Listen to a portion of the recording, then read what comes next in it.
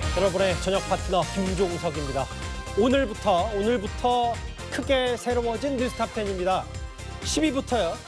9위, 8위, 7위, 6위 이렇게 카운트다운 형식으로 거꾸로 주요 이슈를 오늘부터 하나하나 만나보겠습니다. 저희가 준비한 과연 대망 1위는 뭘지 여러분들이 예측하는 재미도 충분히 있을 듯 합니다. 예, 그리고 오늘도 역시 여러분의 댓글을 기다립니다. 뉴스탑10 유튜브 생방송에 의미 있는 댓글 남기시면 저희가 소개도 하고 질문도 받아보겠습니다. 멀리 가지 마십시오. 1분 뒤에 바로 돌아옵니다.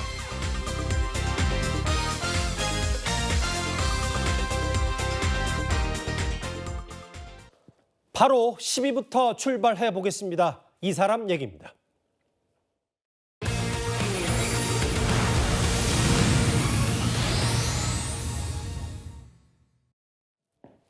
저희가 얼마 전에요, 이 개그맨 이경규 씨가 약물을 복용한 뒤에 운전한 혐의, 정확히는 일주일 전쯤에 주차관리요원의 실수로 다른 사람 차를 몰았는데 약물 검사에서 양성이 나왔다.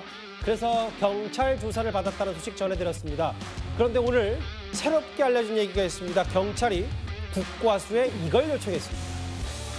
오윤성 교수님, 국과수가 긴급 약물 감정을 의뢰한 상태다. 전문가로서 이걸 저희가 어떻게 받아들이고 해석하면 되겠습니까? 일단 이제 이경규 씨 같은 경우는 자기가 이제 그 평소에 병원으로부터 처방받은 그 약물을 복용한 것이다 이렇게 이제 주장을 했고요. 예. 사실 이제 그 당시에 그 약물 검사에 대해서는 그 순순히 응했습니다. 예. 근데 이제 중요한 것이 지금 병원에서 처방받은 약물을 그 본인이 복용을 했다 하더라도 예. 중요한 것은 정상적인 운전을 갖다가 할 수 없는 상태냐 아니냐에 따라서 그건 처벌이 가능하다는 것이죠. 아무리 처방을 받았다고 하더라도. 그렇습니다. 그러니까 그거는 이제 본인이 판단을 해야 될 그런 문제인데 예. 이 도로교통법 44조 1항 그리고 이제 148조 2에 보게 되면 예. 그러한 그 여러 가지 그 규정들이 나와 있단 말입니다. 그래서 지금 이제 경찰의 입장에서는 약물을 그 복용한 것은 사실이다. 그러면 과연 이것이 어느 정도인가를 갖다가 알기 위해서는 여러 가지 뭐 이 CCTV에 나와 있는 것 또 진술하는 사람들의 어떤 진술 이것을 종합적으로 판단을 하기 위해서 예. 이번에 국립과학수사연구원에 약물 감정을 의뢰를 했다라고 이제 발표를 한 것이죠. 오윤성 교수님, 그러면 그 얘기는 해석을 해보자면 어떤 약물인지는 뭐 이경규 씨가 처방을 받았다고 하니까 본인 지병 관련해서 약물의 그 형태와 어떤 약물인지보다 얼마나 빈번하고 많은 양을 복용했느냐 이걸 지금 국과수가 들여다보겠다 이렇게 해석하면 되는 거예요? 예, 그렇습니다. 그러니까 이제 지금 뭐 이 본인의 주장을 갖다가 그대로 이제 수용하는 것은 일단 확인을 해야 될 그런 사안이기 때문에 예. 지금 이제 어떤 사항이냐 그러면은 이 내사 단계, 즉 예. 다시 말해서 정식 입건을 하지 않고 조사를 예. 하는 단계입니다. 그래서 만약에 이제 국립과학수사연구원에서의 어떤 결과에 따라서 예. 조금 전에 말씀하신 대로 어느 정도 빈번한가, 그 약물의 종류가 무언가라고 하는 것을 전부 다 이제 그 확인을 하고 난 이후에 만약에 이것이 문제가 된다라고 한다면 이제 입건 단계로 넘어가고 그렇지 않으면 이 내사 단계에서니까 이것에서 종결될 수 있는 그런 가능성이 있는 것이죠. 그 홍정석 기자님, 이런 게 있어요. 그러니까 같은 차종에 다른 사람 차를 몰고 당시 이제 주차관리위원회 실수로 나는 100% 결백하고 잘못한 거 없다. 이게 이경규 씨의 초반 해명과 설명이었었잖아요.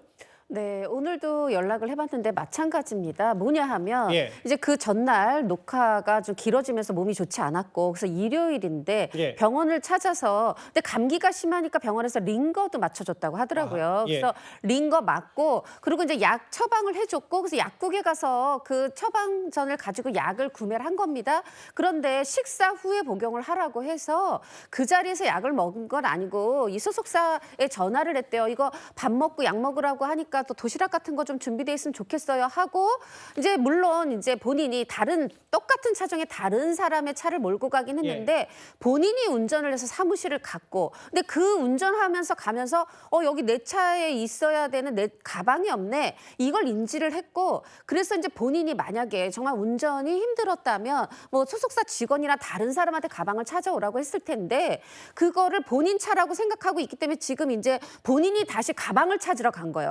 그 근데 그때 도난 신고가 돼서 경찰이 와 있었고 아 이게 그런 상황입니까 하고 순순히 이제 이 약물 그렇죠. 검사라든가 이런 거에 응한 상황인데 이제 그 본인의 어떤 잘못 차종이 바뀌었고 이런 부분에 대해서는 소속사 측에서도 이경규 씨도 인정을 하는데 예. 다만 사무실까지도 운전을 했고 가방을 찾으러도 본인이 운전에 갔는데 이게 이제 정상적 운전이 불가능한 상황이냐 이 부분은 좀 억울하다 이런 입장이지만 지금 모든 경찰 조사에 대해서는 다 협조하고 있고 결과가 나오기만을 기다리고 있고 이번 이제 이 국가수의 약물 이 검사가 의뢰된 부분도 사실은 이 일이 차종 바뀐 게 8일에 있었고 바로 그 다음 날 의뢰된 건데 요번에 이제 이 정례 기자간담회에서 기자가 질문을 하면서 일주일 뒤에 이제 이 이야기가 다시 이제 기사화되면서 어떻게 보면 일주일 뒤에 알려진 거죠. 9일에 그렇죠. 의뢰가 된 건데 이제 이런 부분이 조금 안타깝다 이런 입장입니다. 지금도 많은 그 방송 활동과 여러 뭐 유튜브, 뭐 지상파 혹은 종편 채널 여러 가지 방송 활동을 하고 있는데 지금 뭐 정상적으로 다 이경규 씨는 본인 스케줄을 소화하고 있는 거죠? 네, 본인 스케줄 소화하고 있고 지금 또 계속해서 격주로 또 이제 녹화가 진행되고 이런 예능 프로그램도 있는데 예. 지금 저도 알아본 바로는 그런 것에 있어서 뭐 녹화가 연기됐다 아니면 이번에는 쉬어간다 이런 것은 확인하지 못했습니다. 예. 뭐 최근에 여러 그 행사에도 참석을 했고 아직 그 본인이 뭐 이거 난 억울한 부분이 있기 때문에 정상적인 방송 활동을 다 하고 있다라는 얘기를 하고 있으니까요. 그런데는 국가수가 긴급 약물 감정을 의뢰했다는 개그맨 이경규 씨 얘기를 11호 만나봤습니다. 그러면 당연히 다음 주에는 9일 겁니다.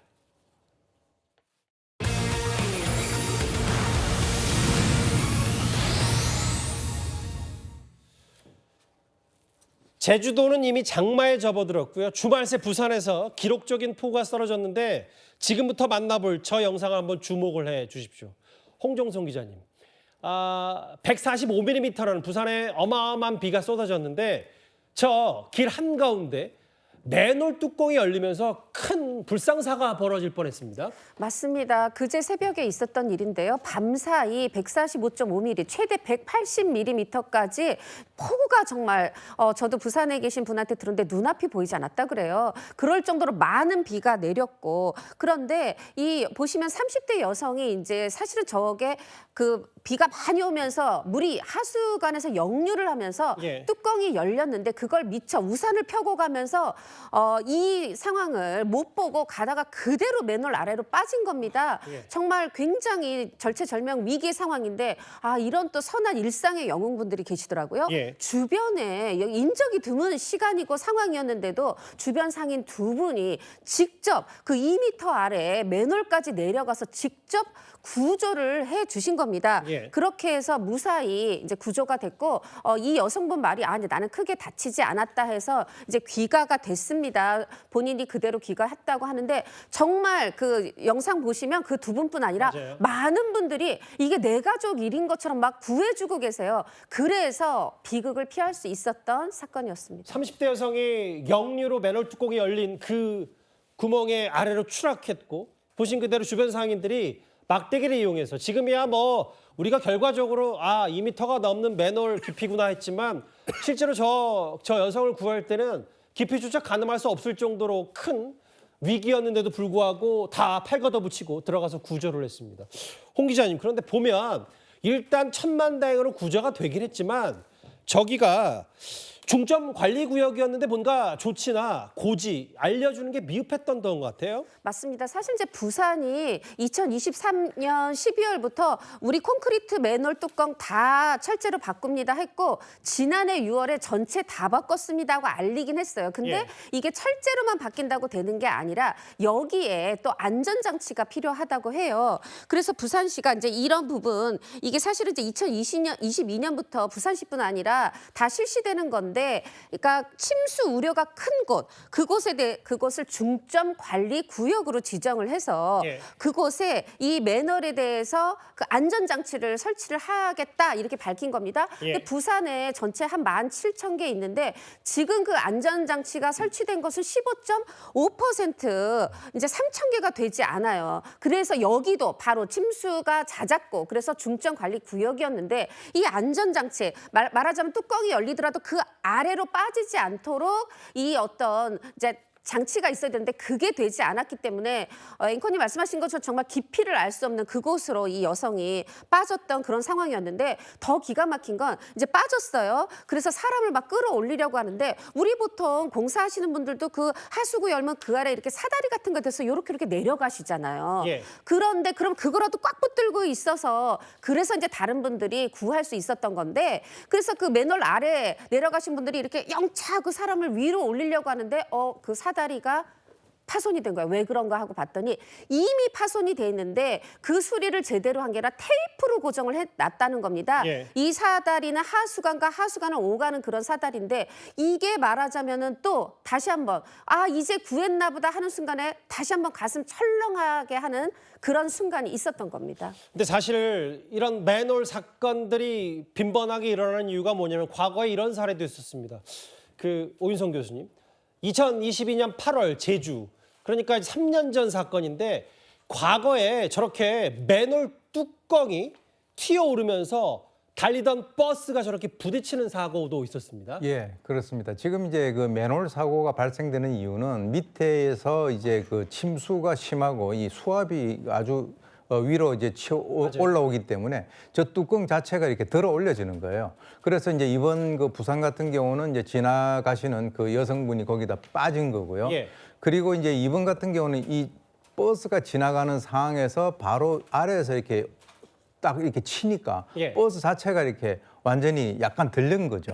그래서 그 당시에 이제 버스 안에 있던 그 승객 한 분이 이제 다치고 이제 허리 통증을 갖다 이제 호소를 했는데 예. 그 당시에도 과연 저것이 이제 그 순간 즉 맨홀 뚜껑을 버스가 딱 지나가는 순간에 그 아래에서 이렇게 올라온 것인지 그러게요. 아니면 또 옆에 약간 있는 상황에서 그걸 갖다가 이렇게 버스가 지나가고 한 상태에서 부딪힌 건지 이런 여러 가지 일들이 지금 이제 계속적으로 이제 일어나고 있는데 지금 이제 금년 같은 경우도 날씨가 상당히 덥고 그렇죠. 그리고 이제 비가 많이 올 것이다라고 하는 이런 그 맞아요, 예보가 맞아요. 오지 않습니까? 예. 그래서 지금 이제 중요한 것은 서울이나 부산 같은 경우는 콘크리트를 전부 다 철저로 다 바꾸긴 했어요. 근데 중요한 것은 저기에서 튀어 오르는 것을 갖다 막지 못하고 또 사람이 만약에 빠지게 된다면 맞아요. 아까 말씀하신 대로 서울 같은 경우도 남매가 지난번에 그 불상사를 당하지 않았습니까? 그래서 소위 얘기하는 그 추락 방지 이 세이프트넷이라고 하는 그것을 갖다가 다 이렇게 설치를 해야 되는데 예. 지금까지는 모든 것을 철제로 다 바꾸긴 했지만 그 추락 방지 그 그물망 같은 경우는 아직 되어 있지 않다. 이것을 계기로 해서 뭔가 어떤 그 원인이 있다라고 생각을 하고 이 각 지방자치단체에서는 이러한 그 준비를 갖다가 해야만 인명 손실을 예방할 수 있을 것 같습니다. 그러니까 보통 시민들이 저도 포함해서 맨홀 뚜껑 지나가다가 이게 철제인지 콘크리트인지 점검하고 갈 리는 없고 이게 노후화되고 외부 충격에 취약한 여러 맨홀들이 있는데 그만큼 일단 폭우 속에서는 외출을 비교적 삼가하셔야 될 거, 특히 이제 맨홀 주변에는 더더욱 가시지 말아야 될 것 같습니다. 제주도부터 본격적인 장마에 돌입했고 이제 조금씩 상륙을 하고 있기 때문에 장마 전선이 맨홀주의보 얘기까지 부산에서 지난 밤에 있었던 주말에 있었던 맨홀 사고 얘기까지 9위로 만나봤습니다. 다음 주에는 8인데요. 이제는 정치권 소식으로 들어가 볼 차례입니다.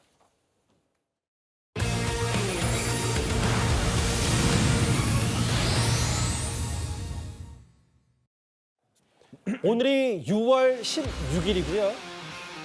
제헌절이 7월 17일입니다. 그런데 저희가 준비한 8위가 이런 내용으로 나와 있습니다. 이재명 대통령이 취임하자마자 법 여권에서는 누가 특별 사면 대상이 될 것인가 크게 화두가 됐습니다.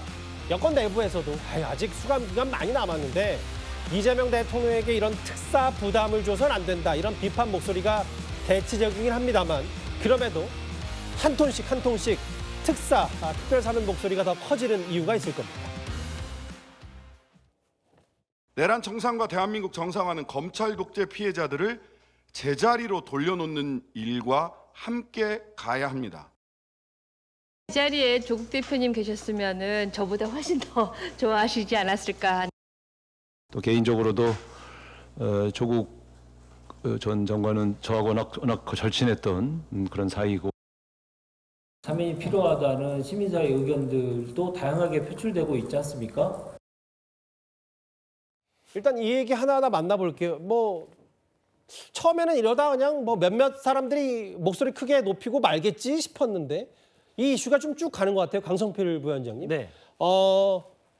조국 전 대표 본인은 손살을 치고 있긴 한데 조국 혁신당 사람들 몇몇을 중심으로 해서 아예 재헌절 특사 서명운동까지 벌어지고 있다면서요? 이제 조국 전 대표 같은 경우는 그야말로 조국 혁신당의 어떤 가장 그 큰 비중을 차지하고 있는 인물이기 때문에 예. 앞으로 내년에 있을 지방선거에 있어서 조국 전 대표가 사회에 있느냐 없느냐가 상당히 중요한 문제 아니겠습니까? 예. 그렇기 때문에 조국 혁신당에서는 이제 이재명 대통령에게 빨리 조국 전 대표를 특별 사면해 주세요라고 이렇게 하고 있는데 뭐 물론 저는 개인적으로 뭐 조국 전 대표 같은 경우는 뭐 배우자도 실형 살고 딸도 뭐 의사 면허 취소되고 아들도 뭐 석사학위 취소되고 친동생도 뭐 실형 3년을 살았기 때문에 본인까지 사는 것이 좀 과도하지 않냐라는 어떤 그 애절함에 대해서는 저도 공감은 하지만 예.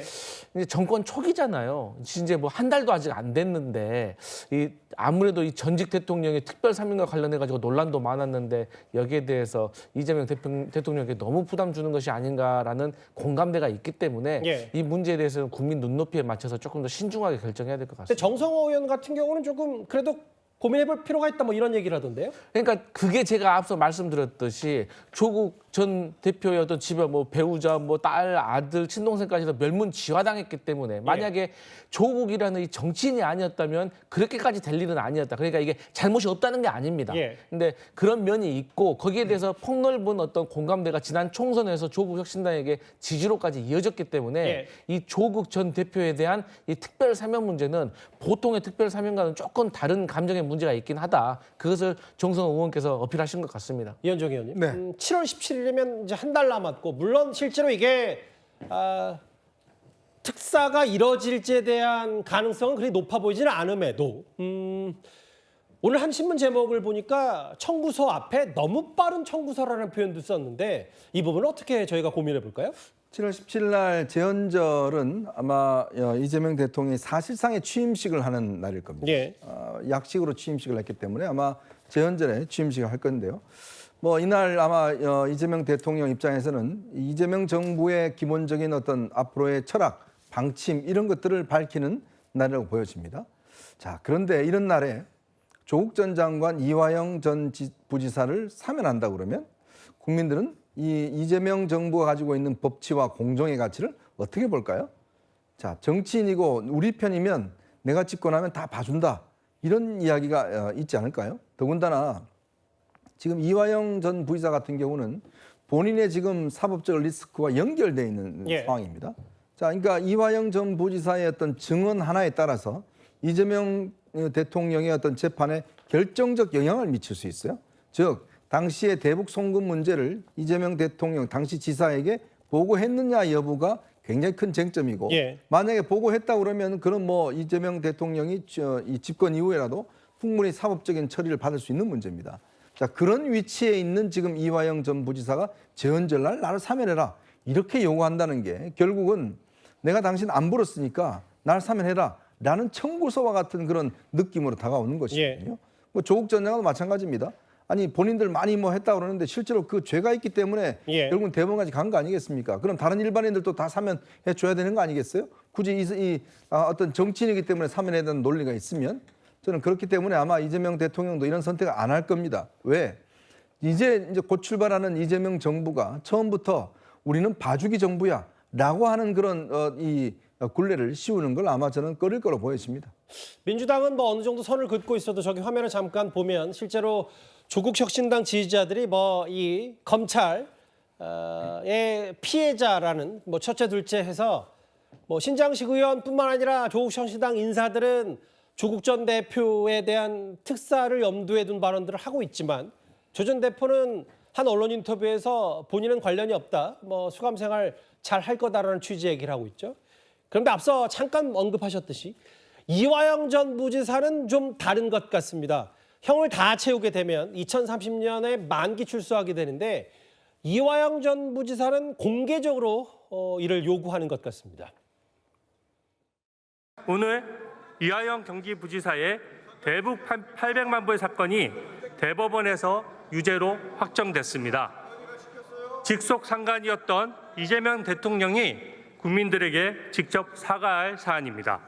재헌절을 지금 상당히 이제 사람들이 눈여겨봐야 될 것 같은데, 이화영 전 부지사가 본인의 지금 사면을 압박하고 있지 않습니까? 네. 이화영 전 부지사의 경우도 지금 대북 송금 아닙니까? 예. 우리나라 헌법같이 지금 북한하고 지금 내통했다는 지금 이런 의혹을 갖고 있는 범죄인데 재헌절 특사로 좀 해달라라는 것이 아이러니하고요. 전체적인 그런 사법 질서 또 국민 전체의 정서 이런 것을 고려하지 않고 사면하라 복권하라 이상한 얘기를 하기 시작하면 초반부터 큰 정권의 위기가 닥칠 것이다 이렇게 봅니다. 물론 뭐 여러 논평과 주변에서 밖에서 많이 얘기하고 있는데 성신 부의장님 이거는 거의 이재명 대통령에게 나 사면해주지 않으면 뭐 여러 가지 얘기를 하겠다라는 협박이다라는 게 국민의힘 해석이거든요.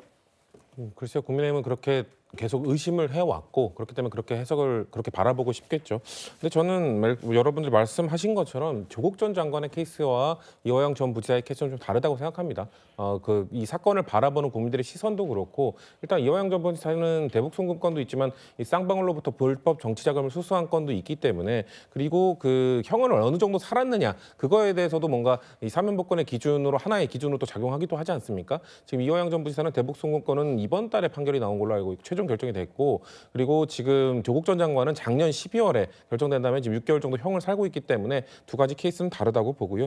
그리고 이화영 전 부지사 뭐 누구든 그 안에 들어가 있는 사람 누구나 뭐 늘 억울하다고 하고 늘 사면을 원하겠죠. 그렇기 때문에 뭔가 뭐 마치 몰래 사고친 부지사의 모습이 아니고 뭔가 당당하게 요구하는 것 같다라고 국민의힘은 그렇게 바라보고 싶겠지만 이화영 전 부지사도 본인의 그냥 희망사항을 이야기하는 것일 뿐이다라는 말씀을 드리고 저도 이화영 전 부지사나 그리고 조국 전 장관 그리고 조국 혁신당 모두 다 일단 이재명 정부의 성공을 원할 거라고 생각합니다. 특히나 조국 혁신당 같은 경우는 이재명 정부에서 초기에 검찰 개혁을 제대로 완수하기를 원할 겁니다. 그러기 위해서는 초기에 이런 논란을 최대한 잠재워야 돼요. 이런 논란 없이 국정 개혁 과제, 개혁 과제들을 추진하기 위해서는 이렇게 뭔가 그 타격을 줄 수 있는 일들은 최대한 안 하는 것이 전 좋다고 판단하기 때문에 물론 필요성에 대한 의견은 다 좀 공통되는 부분이 있을 수는 있습니다만 시기에 대해서는 좀 조국 혁신당이나 민주당이나 좀 다른 의견이 있을 것이다. 전 그렇게 생각합니다. 근데 이제 성신 부장님 뭐 저도 수감 생활을 안 해봐서 모르겠는데 수감 중인 조국 전 대표나 이화영 전 부지사는 물론 뭐 이재명 정부의 성공을 누구보다 바랄 수도 있지만 일단 본인이 뭐 어쨌든 자유의 몸이 되어야 그게 정치적 자유든 뭐 신변의 자유든 그것부터 먼저 되기 때문에 누구는 대놓고 얘기하고 누구는 뭐 애둘러서 조국 혁신당 사람들이 얘기하고 뭐 이런 건 아닐까요? 글쎄요. 조국 전 대표 같은 경우는 사실 아까 다른 패널도 말씀하셨지만 조국 혁신당이 사실상 간판 얼굴이기 때문에 내년 지방선거전에 좀 나와서 막 복권이 되지 않더라도 본인이 사회에 나와 있는 것 자체가 혁신당에 도움이 될 거라고 판단하기 때문에 좀 조국 혁신당 사람들은 좀 서두르는 마음이 있을 거라 생각합니다. 하지만 조국 전 대표는 그런 마음을 본인이 좀 표출하기는 좀 어려울 거라 생각하고요. 이화영 전 부지사는 좀 다르다고 봐요. 이화영 전 부지사는 형이 너무 길고 지금 형을 사실상 집행된 지 지금 거의 며칠 되지도 않았고 그런 상황 속에서 본인이 벌써부터 저렇게 표출한다는 것은 너무 막연하게 본인의 그 형이 너무 길게 남아있기 때문에 그냥 아까 말씀드린 것처럼 여전히 그냥 희망사항을 이야기하고 있는 것이다라는 말씀 드리고 싶습니다. 구자룡 변호사님, 그런데 오늘 알려진 얘기 중에 모르겠어요. 재헌절 특별사면이 이뤄질 가능성에 대해서는 저도 좀 회의적이긴 합니다만 조국 전 대표의 변호인이 뭐라 그랬냐면 과거 이제 딸 장학금 600만 원 청탁금지법 위반으로 서울대 교수의 세임 처분된 것. 부당하지만 교수직가 어차피 안 돌아간다라고 하면서 소송을 거둬들였습니다. 그래서 이게 지금 사면 복권을 바라기 때문에 그 사전 작업을 하는 게 아닌가 이런 생각이 또 들기도 하거든요. 이게 지금 조국 전 장관에 대해서 수사가 가혹했다라고 얘기하는데 사실 본인이 처음에 시인했으면은 가족까지 안 번졌어요. 시인을 안 하고 자꾸 결백 주장하니까 파헤치고 증거를 수집하다 보니까 여기까지 확대돼가지고 본인이 키운 면이 있는데 본인이 정치계로 입문한 다음에도 결백 주장을 끊이지 않게 하면서 형사 판결에도 불구하고 나는 결백하다라고 하면서 법적 투쟁을 계속했고 그 중에 하나가 저거거든요. 그러니까 지금 저거는 자신이 국회의원 하면서 자신의 결백을 이런 식으로라도 법적 투쟁을 하고 있다라는 명분을 남기기 위해 가지고 했던 소송인데 지금 또 굳이 그거를 취하한다. 이미 이 소송은 실익이 없었어요. 왜냐하면은 형사 판결이 확정됐을 경우에는 거기서 인정된 사실관계를 다른 소송에서 뒤집지 못합니다. 그러니까 결론이 패소로 거의 예상이 되는 상태에서도 여지까지 남겨뒀던 거는 정치적으로 활용하기 위한 명분이 있었다. 그런데 이제 와서 그걸 거둬들인다? 학교로 못 돌아가는 건 이미 확정이 돼 있는 상태였는데도 불구하고 이제서 하는 거는 곧 있을 사면에 나를 넣기 위해 가지고 하는 게 아닌가. 왜냐하면은 사면의 심사 요건 중에는 범죄 후의 정황이나 교정 생활의 상태 이런 거를 같이 보게끔 되어 있거든요. 그 반성하고 있는 태도를 이제서야 맞추는 게 아닌가. 이런 추측을 해볼 수 있습니다. 그러니까 이건 어디까지나 추론이고 뭐 비판의 목소리이긴 한데 구 변호사 말씀은 이게 본인의 특사와 아예 무관하진 않은 것 같다는 개인적인 의견. 그러니까 이 소송을 취하고 서울대 교수직에 복직하냐 아니냐의 문제보다는 그런 부분들을 좀 사전 정지 작업의 일환이라고 추론하시는 겁니까? 그렇죠. 그러니까 사면심사위원회가 구성이 되거든요. 거기에서 따지는 게 딱 저런 거예요. 반성했나? 교정생활 지금 어떻게 하고 있나? 이런 거를 해가지고 심사 자료를 올리거든요. 여기에 끝까지 결백을 주장하고 인정하지 않음. 그러면은 이거는 검찰 때리기로 끝날 문제가 아닌 게 법원에서 1, 2, 3심 다 유죄가 나왔던 사안이기 때문에 법원 판결을 불복하고 부정하는 것이라서 사면 요건 자체가 안 맞는 것이었거든요. 이걸 지금 와가지고 맞춰 넣으려는 것이 아닌가 싶습니다. 강성필 부위원장이 반론을 좀 들어야 될 것 같아서 구 변호사 주장 중에 하나는 이재명 대통령이 특사할 때 좀 요건을 맞추기 위한 이러한 소송을 취한 것도 그런 밑작업 중에 하나다. 어떻게 받아들이세요?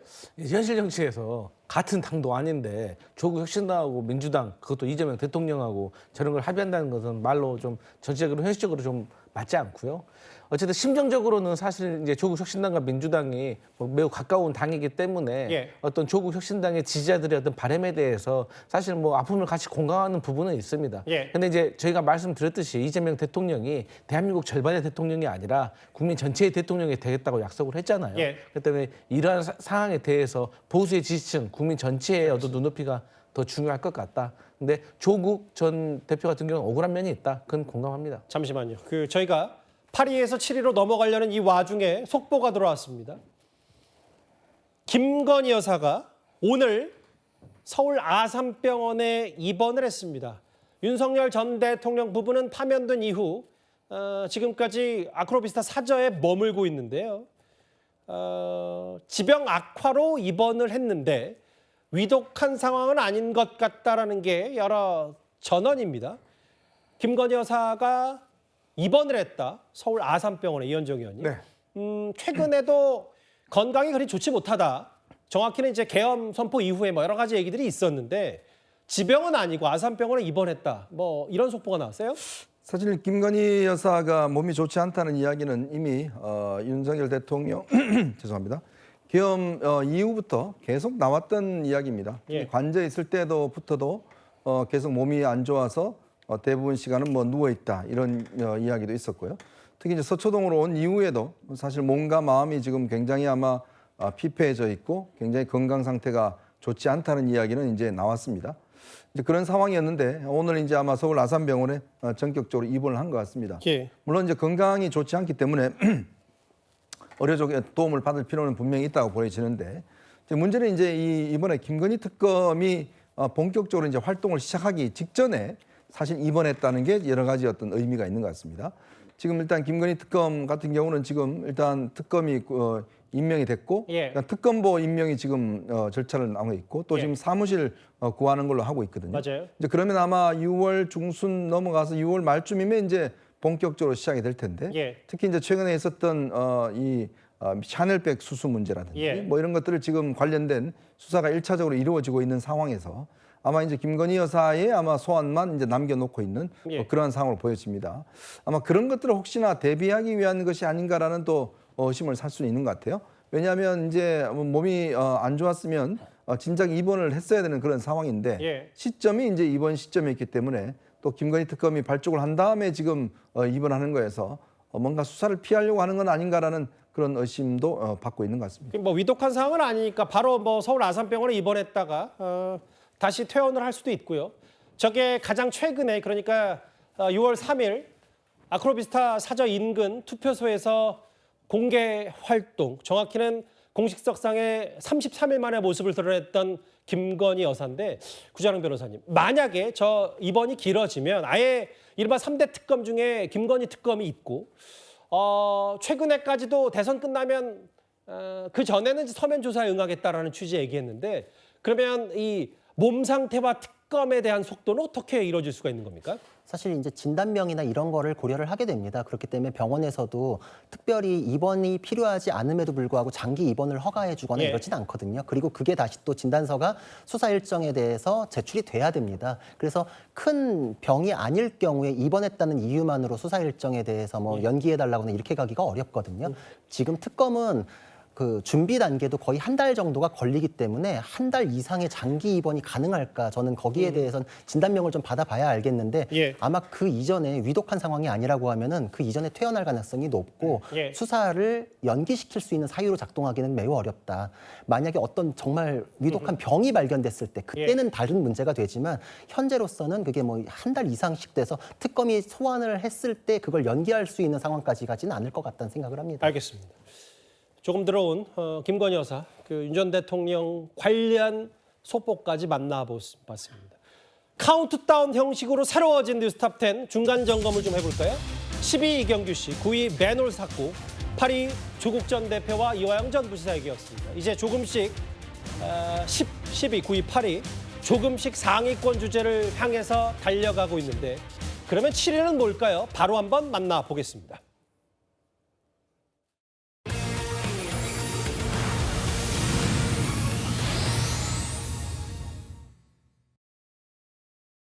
강 씨는 김민석 후보자의 스폰서를 넘어 김민석과 정치적 자웅동체입니다. 이쯤 되면은 김민석 후보자가 아니라 강 씨가 총리 인사청문회에 나와야 합니다.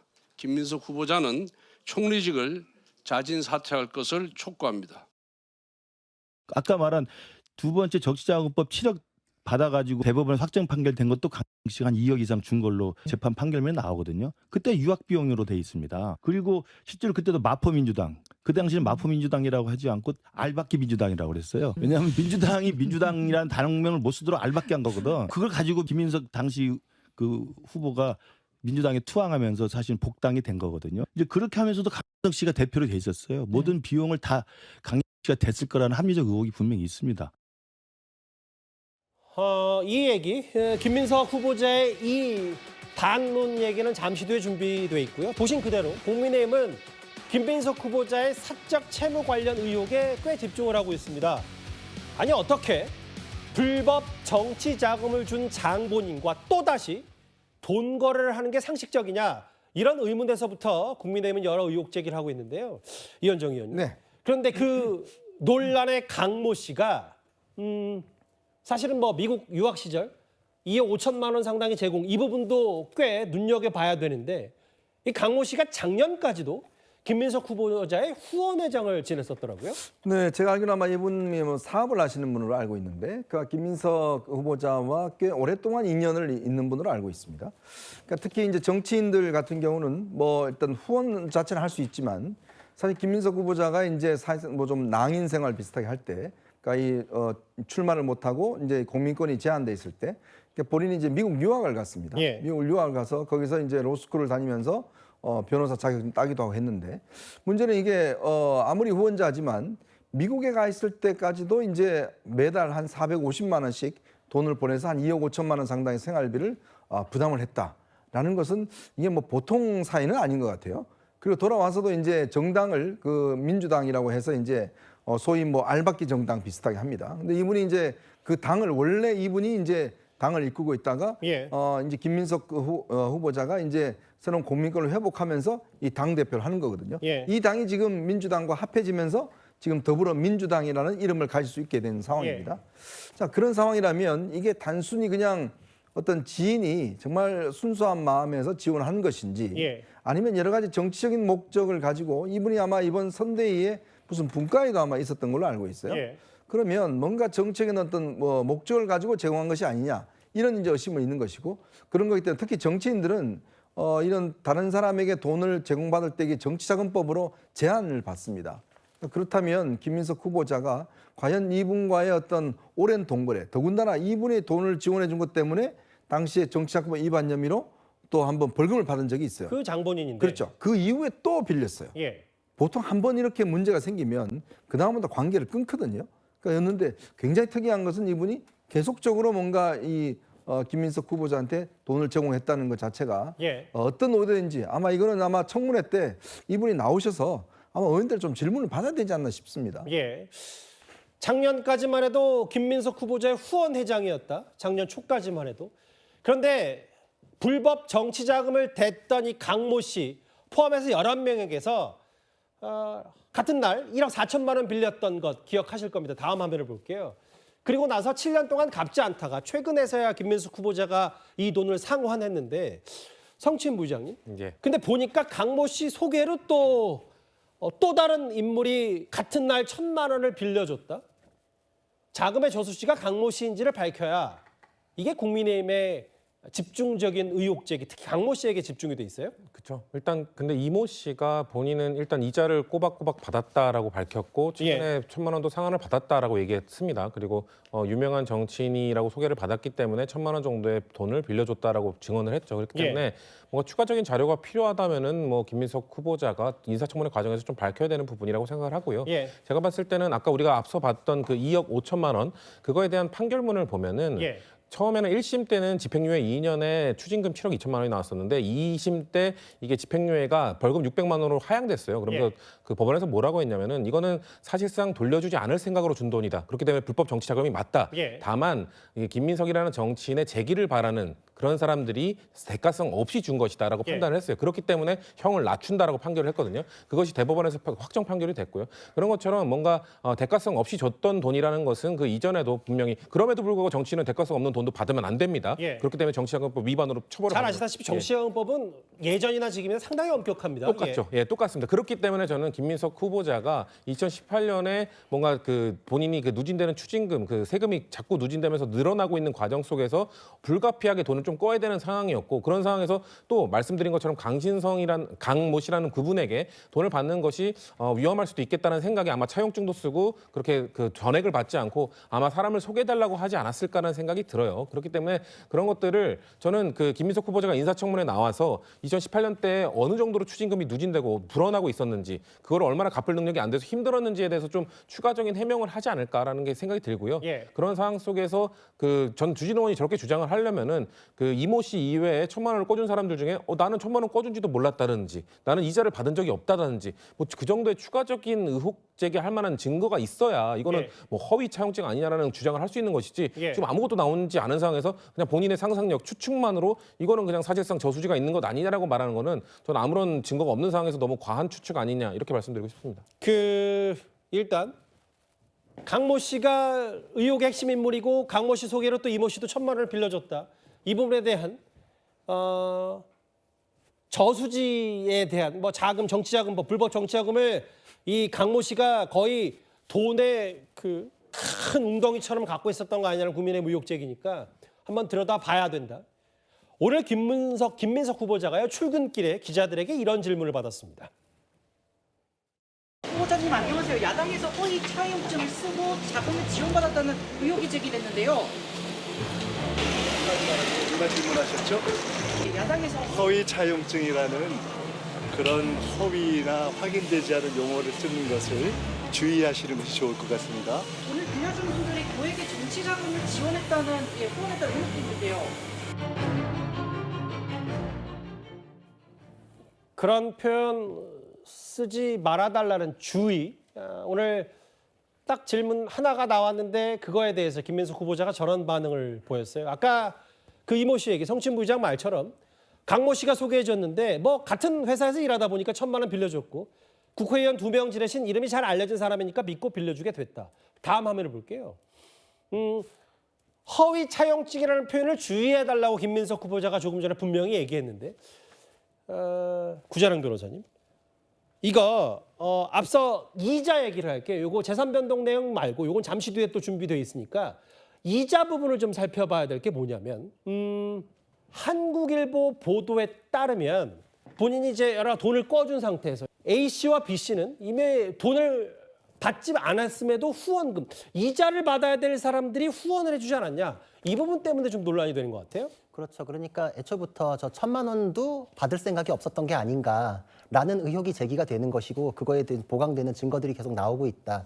이렇게 하는 거죠. 지금 후보자께서 분명히 기자가 허위 차용증이라는 의혹이 있습니다라고 의혹이란 말까지 붙였는데도 저렇게 민감하게 반응하는 거 보면 저 부분이 참 불편하신 것 같아요. 굉장히 좀 아픈 부분이 될 수 있겠다. 왜냐하면은 이전에 김민석 후보자는 2번의 정치자금법 위반에 전과가 있거든요. 근데 거기에 보면은 허위 차용증이 등장을 해요. 그리고 김민석 후보자 자체가 이메일을 주고받으면서 나중에 이 금전 거래에 대해서 문제가 생길 때는 빌린 걸로 하자라고 했었기 때문에 이제 그거의 연장선상에서 이것 역시도 정상적인 금전 차용 관계가 맞는지 살펴보자. 그럼 법원에서도 예전 판례와 똑같이 판례 기준이 있어요. 실질적으로 빌린 사람과 빌려준 사람 간의 관계가 어떤가. 근데 김민석 후보자는 그럼 그 9명에 대한 관계를 본인이 밝혀야 되거든요. 내가 이 9명에 대해서 이러한 관계가 있기 때문에 빌려달라고 해서 그날 마침 같은 날 들어왔다. 이렇게 해야 되는데 그 관계에 대해서 딱히 제대로 된 소명이 안 됐고 그리고 그중에 한 명이 드러난 거는 강모 씨하고 가까운 사이일 뿐이지 김민석 후보자하고 가까운 사이는 아니었고 결국은 강모 씨의 직원이었던 게 확인됐기 때문에 더 의심스럽다. 이게 지금 해명이 안 되고 있는 부분이거든요. 본인께서는 SNS에 뭐 일요일까지 올리겠다 그랬는데 그런 부분에 대한 객관적인 내용이 잘 안 나오고 있으니까 의혹은 증폭될 수밖에 없다. 그리고 법원에서 차용증이 있음에도 불구하고 이 돈이 정치자금인지 아닌지 판단하는 기준은 김민석 후보자의 전과 판례에도 그대로 이제 기준이 적용됐는데 돌려받으면 좋겠으나 못 돌려받아도 어쩔 수 없지. 이 정도 마음만 갖고 있어도 정치자금 기부로 봐요. 그렇기 때문에 무려 2025년까지 7년에 걸쳐가지고 안 갚고 변제기를 그냥 뒀다가 23년까지 했다가 다시 또 2년을 연장하고 제대로 된 독촉도 없고 담보도 안 받고 그 와중에 오히려 기부를 해가지고 후원금을 보냈다? 굉장히 이례적이거든요. 그러면은 돈을 보낼 때 차라리 상계라고 해가지고 나 이거 그냥 빚 변제받은 셈 칠 테니까 까자.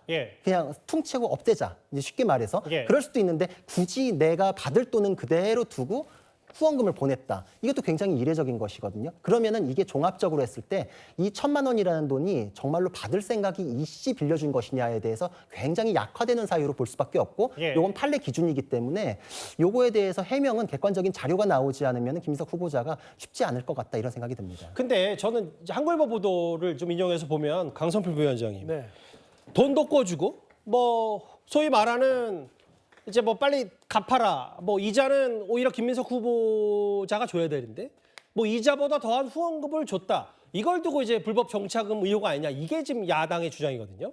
뭐 야당으로서 그래 의심할 수가 있는데 뭐 정치 현실을 잘 아시는 분들은 이해할 거라고 생각합니다. 예를 들어서 그 김민석 후보자에게 개인적으로 과거에 돈을 빌려준 거하고 정치인 김민석에게 후원하는 거하고 다른 문제예요. 예를 들어서 제가 뭐 어떤 뭐 정치인이 돈을 빌려달라 해서 돈을 빌려줄 수 있지만 또 그 사람이 뭐 출판 기념회 한다고 하면 또 가서 책은 또 따로 사줄 수 있는 거 아니겠습니까? 그리고 저는 더 큰 문제가 뭐냐면 이 받은 그 김민석 후보자에게 돈을 빌려준 사람이 지금 뭐 돈 못 받았다고 지금 이의제기한 것도 아니고 또 이자도 꼬박꼬박 받았다라고 말을 하고 있고 근데 또 그마저도 이제 대출을 총리 후보자가 됐기 때문에 문제 일으키지 않기 위해서 대출 받아서 상환을 했다는 거 아니겠습니까? 그러니까 문제 제기하고 있는 사람들은 국민의힘인 거예요. 근데 저는 국민의힘이 충분히 의혹 제기할 수 있다고 생각합니다. 다만 그런 의혹 제기는 인사청문회 때 해야죠. 지금은 인사청문회를 준비하는 과정인 거예요. 그래서 본인들이 가지고 있는 의혹에 대해서 김민석 후보자에게 자료 요구를 하고 만약에 김민석 후보자가 그 자료에 대해서 충실히 제출하지 않으면 지금은 그거를 비난하고 공격할 때입니다. 인사청문회 때 궁금한 건 물어보고 그때 해명을 제대로 하지 못하면 그때 하라고 있는 것이 인사청문회고 그래서 하루가 부족하면 이틀 하는 것이고 이틀이 부족하면 3일 하는 거예요. 그렇기 때문에 인사청문회를 준비하는 과정에서 벌써 이렇게 의혹을 뭐 잘못됐다라고 하고 뭐 사퇴해라 이런 것들은 정치 공세다 이런 생각합니다. 그러니까 이제 7년 동안 안 갚다가 총리 지명된 뒤에 최근에 갚았다는 건 부랴부랴 갚는 신용을 한 거 아니냐라는 부분인데 아까 얘기했던 그 화면 한번 다시 부탁드릴게요. 그러니까 정확히는 이 부분이에요.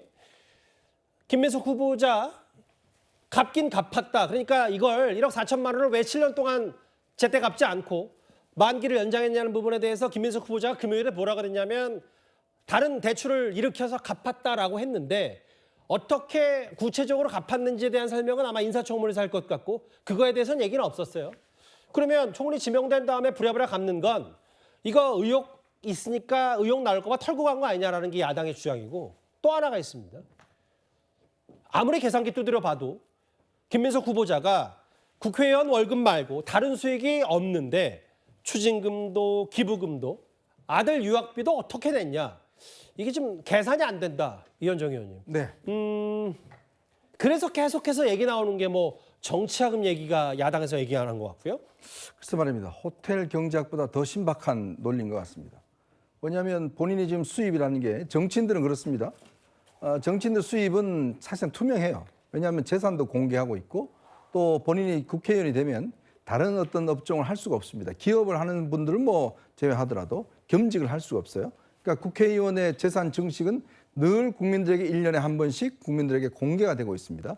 자, 그렇기 때문에 수입과 들어오는 수입과 나가는 거 그거 합하면 얼마 늘었냐. 사실 우리가 이재명 대통령 같은 경우도 여러 가지 이제 변호사비 의혹을 제기를 할 때도 변호사비를 그렇게 많이 들였는 것 같은데 재산이 변동이 없었다라는 이제 문제를 제기를 하고 그것 때문에 이제 혹시나 최근에 뭐 국회의원하고 다른 등등 하는 게 이게 대납한 거 아니냐는 이제 의혹을 제기하고 있지 않습니까? 마찬가지로 지금 김민석 후보자 같은 경우도 우리가 이게 상적으로 생각하면 뭐 아까 정치 현실을 뭐 모르고 하는 거라고 하는데 저도 정치 현실 아는데 이런 경우 잘 없습니다. 예. 금액이라는 게 거래를 할 때 정치인들한테 후원금 내면 내는 거고 왜냐하면 정치인들하는 게 후원 계좌가 있지 않습니까? 요즘요 이렇게 사적으로 정치 자금 이런 거 주는 거 이거 별로 없습니다. 왜 그러냐 하면 주는 사람 입장에서 보면 뭔가 다른 어떤 마음을 먹으면 다 기록을 해놔요. 예. 나중에 그래서 자기 어떤 목적이 달성하지 않으면 폭로한다 그러고 또 협박하는 경우가 많기 때문에 웬만한 정치인들은요 이런 식의 어떤 사적인 돈 거래 잘 안 합니다. 예. 왜냐하면 그 나중에 다 본인의 발목을 잡을 수 있는 거잖아요. 근데 저는 이해할 수 없는 게 김민석 후보자가 지금 4선이나 하고 예. 본인 선거에도 출마를 했는데 이런 방식으로 예를 들어서 돈을 갖다가 빌리고 또 갑작스럽게 이제 총리 된다고 하니까 다 갚아버리고 뭐 그다음에 뭐 다시 기부금을 그렇게 받는다든지 뭐 이런 식의 행동을 하는 게 제가 볼 때는 이게 석연치 않은 구석이 많고 더군다나 지금 김민석 후보자는 넘버 2가 될 수 있는 사람입니다. 총리죠. 그렇죠. 총리가 될 수 있는 사람이기 때문에 많은 권한이 있어요.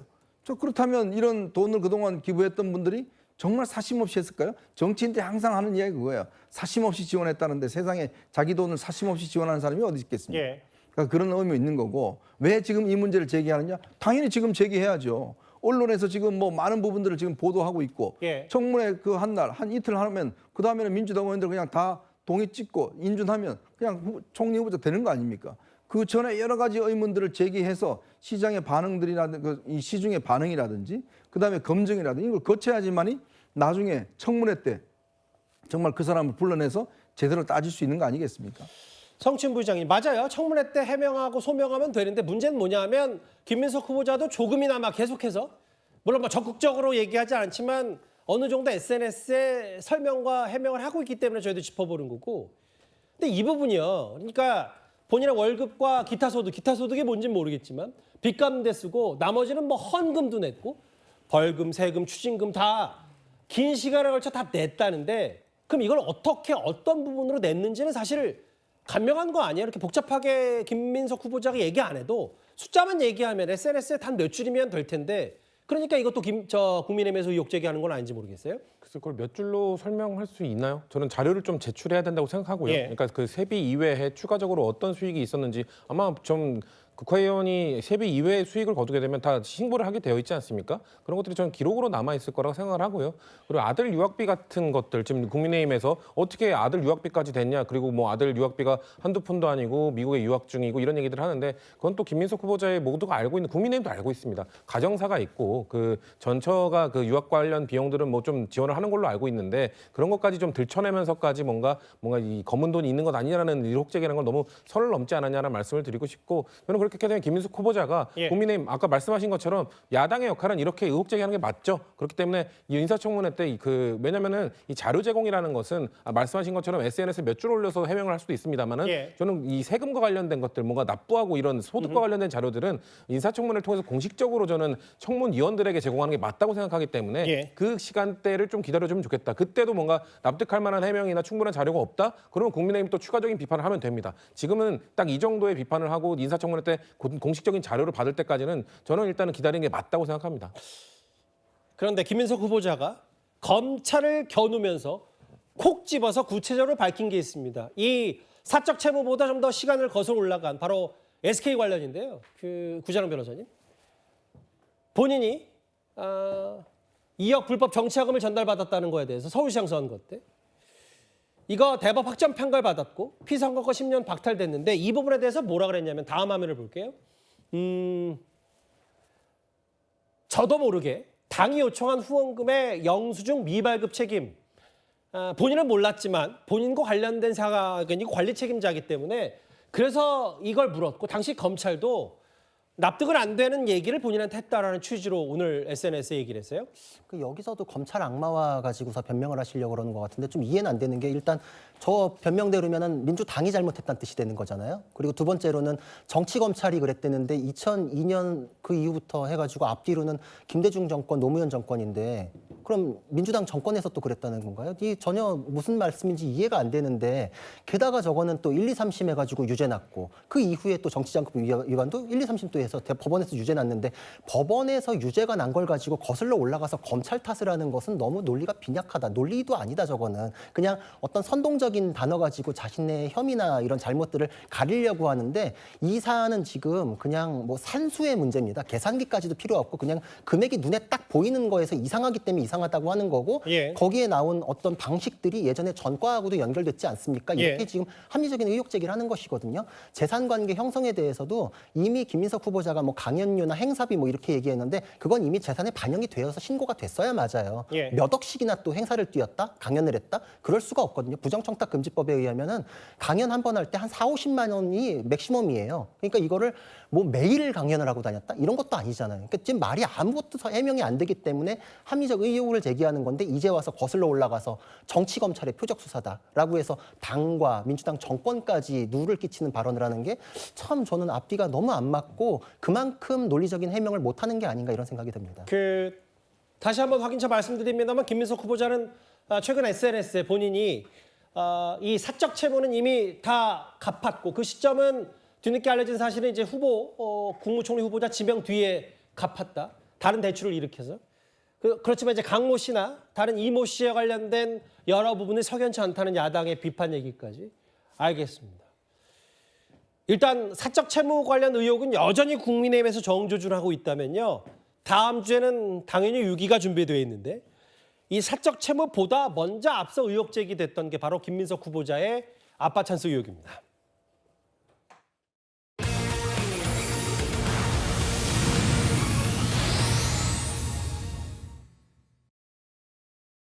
부모가 자식 일을 어떤 도와주는 것 그 자체를 가지고 뭐라고 할 수는 없는 것이겠죠. 아버지로서 자식에게 뭐 봉사활동하는 것 또는 뭔가 좋은 거 법안을 발의하는 것 이 과정에서 도움을 줬다는 것이 남에게 뭔가 입시에서 손해로 이어지거나 이런 것이 있지 않는 한 이것을 아빠 찬스라고 비난할 일은 아니지 않는가. 부모로서의 자식에게 줄 수 있는 또 정당한 도움일 수도 있다. 박균택 의원 얘기는 부모로서 자식에게 줄 수 있는 또 정당한 도움일 수 있다. 근데 입법 과정을 보통의 부모가 그렇게 하기는 정말 어렵잖아요. 저걸 이제 부모가 자식에게 줄 수 있는 정당한 도움일 수 있다라는 취지는 너무 감싸는 건 아닌지 모르겠어요. 그러니까 듣기에 따라서 오해가 있을 수가 있죠. 그러니까 이제 그런 겁니다. 국회의원을 아버지로 뒀으면은 저런 부모가 자식을 저렇게 도울 수가 있죠. 그러면 이제 대한민국에서 300명밖에 그런 도움을 줄 수가 없지 않습니까? 그렇기 때문에 저런 표현보다는 저는 이런 게 맞는 것 같아요.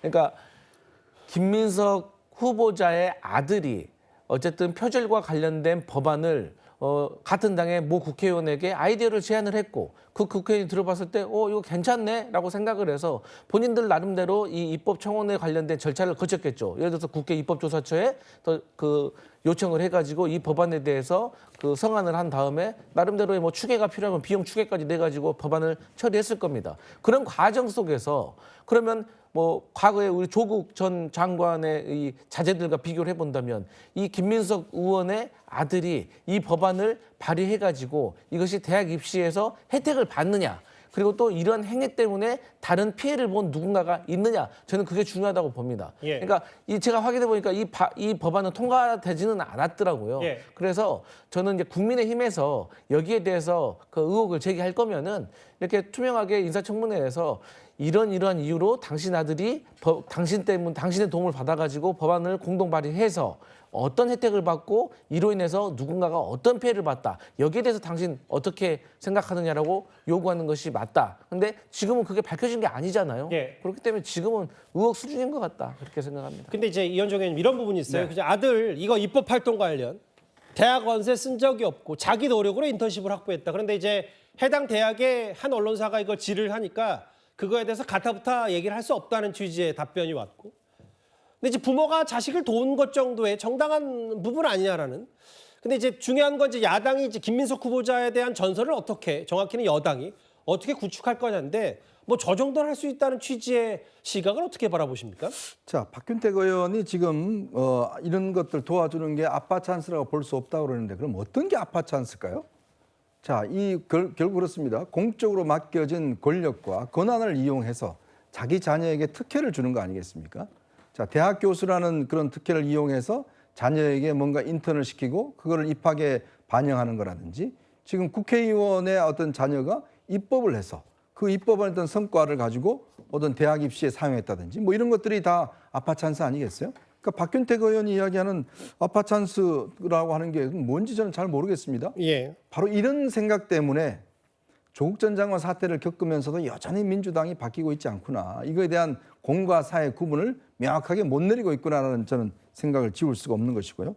그리고 미국은요, 잘 아시겠지만 오늘 동아일보가 아마 미국 대학에 요청을 한 모양입니다. 근데 미국의 연방법에 따라서 예. 어떤 식으로 이 입학했는지를 공개할 수가 없습니다. 최근에 하버드대에 대해서 트럼프 대통령이 중국 학생들 어떤 방식으로 돌았는지 자료내라고 그러니까 바로 하버드가 거부했지 않습니까? 예. 왜? 대학 입시는 대학의 고유가 아니고 이 정보는 대학이 일체 공개할 수 없도록 돼 있습니다.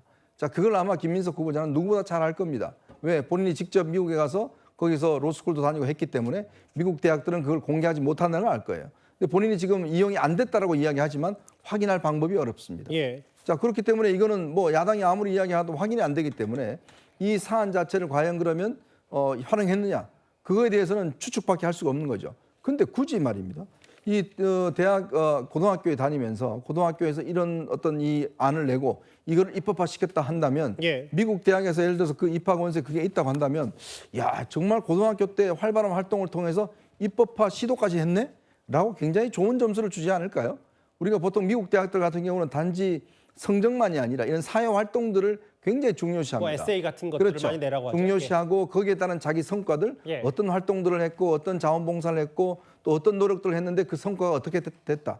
이런 것들을 미국 대학은 굉장히 중요한다는 걸 아마 알 겁니다. 자, 그렇기 때문에 지금 우리가 의심하는 것은 예. 왜 하필 똑같은 취지의 이런 그 아들의 보고서가 입법화가 됐고 거기에 왜 김민석 의원이 들어갔고 알겠습니다. 결국은 입법화가 안 됐는지 그 궁금증은 계속 남아 있는 것 같습니다. 그 성춘 부의장님, 예. 여기를 보면 오늘 저희 채널A가 단독으로 취재한 내용 중에 뭐가 있냐면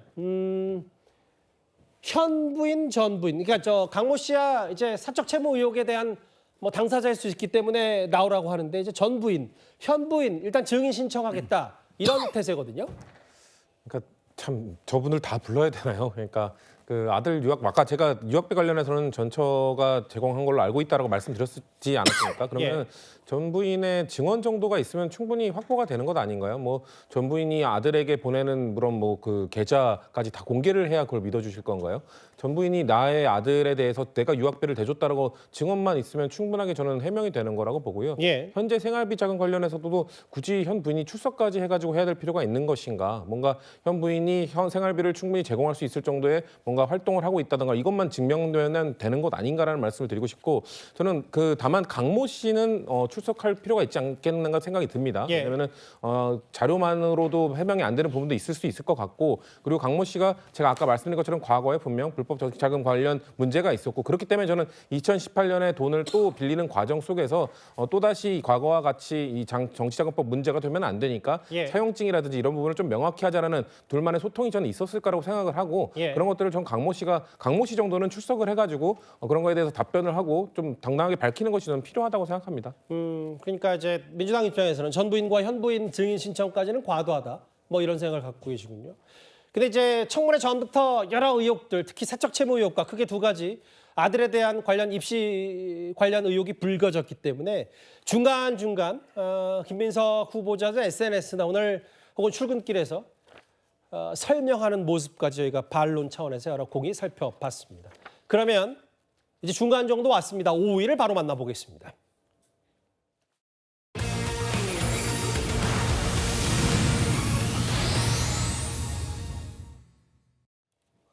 포스트 이재명을 뽑기 위한 절차입니다. 민주당이 8월 2일에 전당대회를 열고요. 차기 당대표를 선출하기로 했습니다. 그런데 아직 시간이 많이 남았음에도 분위기가 격화되는 이유가 분명히 있을 겁니다. 이 질문 나올 줄 알았습니다. 주변의 의견들도 상당히 많이 있어서 솔직히 고민하고 있는 것은 사실입니다. 이재명 대통령과 한 몸처럼 행동하겠습니다. 이재명이 정청래이고 정청래가 이재명입니다. 이재명 대통령과 저는 정치의 방향과 속도가 맞는 동지이자 베스트 프렌드입니다. 저는 최전방 공격수로 당 대포라는 별명을 갖고 있습니다. 싸움은 제가 할 테니 대통령은 일만 하십시오.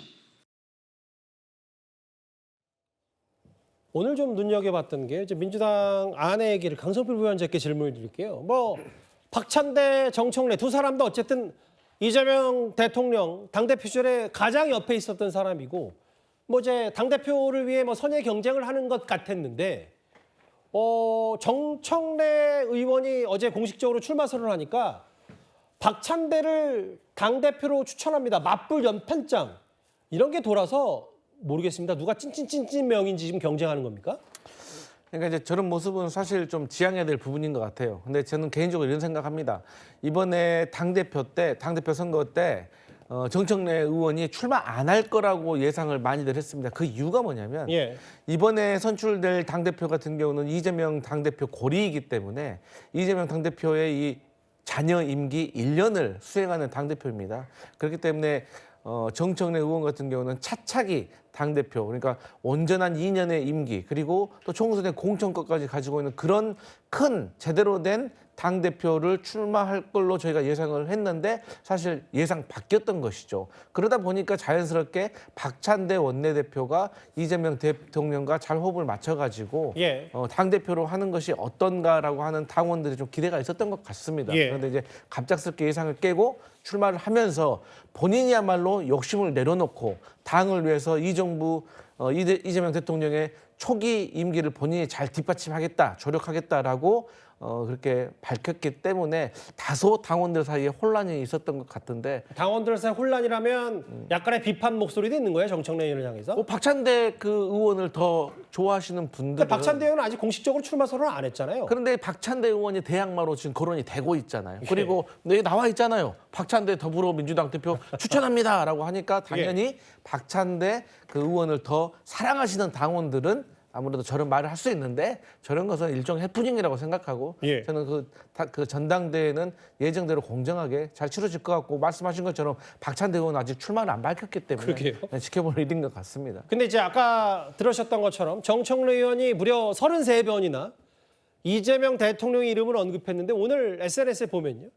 뭐 민주당 내 뭐 강경파 의원 중에 한 명이죠. 이현정 의원님. 양문석 의원이 아니 언제부터 정청래 의원이 불가촉 정치인 취급했냐. 동지인데 왜 이렇게 당 내부에서 비판하냐. 이게 돌아가는 상황이 좀 심상치 않은 모양이에요. 글쎄 말입니다. 도대체 수박의 끝은 어딜까요? 도대체 민주당의 수박이 아닌 사람이 누군지 모르겠지만 정청래 의원을 수박이라고 이야기를 하면 뭐 수박이라고 얘기는 안 했어요. 그러니까 뭐 취급하면 진짜 누가 수박이 아닌지가 사실 의심될 정도로 저는 정청래 의원이 본인이 출마 선언하면 조금 실수한 부분이 있는 것 같아요. 어떤 부분이요? 이재명이 정청래고 정청래가 이재명이다. 같은 동지다. 라고 하는 게 아마 제가 볼 때는 지지층들에게 조금 불편하게 했던 게 아닌가. 지금 어디 이재명 대통령과 자신을 동급으로 놓느냐에 대한 어떤 불편한 심기 뭐 그런 것들이 좀 작용했지 않나 싶습니다. 왜냐하면 지금 사실은 민주당 내에서는 이재명 대통령이 아버지다라고 이야기를 하는 사람도 있을 정도로 이 서열 관계가 지금 분명하게 지금 상하 관계가 돼 있는 상황이거든요. 지금 아무리 그렇지만 이재명 대통령의 관계와 당의 관계는 사실은 수직적 관계라고 했던 저는 그렇게 보고 있습니다. 예. 자, 그런 상황에서 지금 이 정청래 지금 의원이 갑작스레 대표 출마하면서 내가 이재명이 왜 이재명이 나다. 그리고 우리는 동지다라고 하는 게 지금 왜 그렇게 생각하지?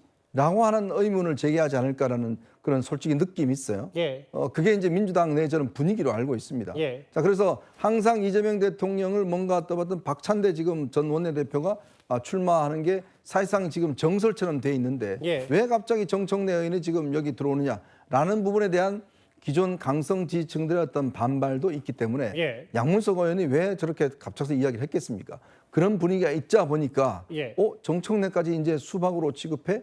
라는 부분이 아마 좀 자극을 받았지 않느냐 하는 생각이 듭니다. 근데 저는 8월 2일이니까 앞으로 좀 더 두고 봐야 되는 얘기인데 박찬대 원내대표가 당대표 나설 가능성이 높다고 하는 이유가 뭐냐면 이거예요. 원래 말과 이런 것보다 행동과 여러 가지 보면 된다.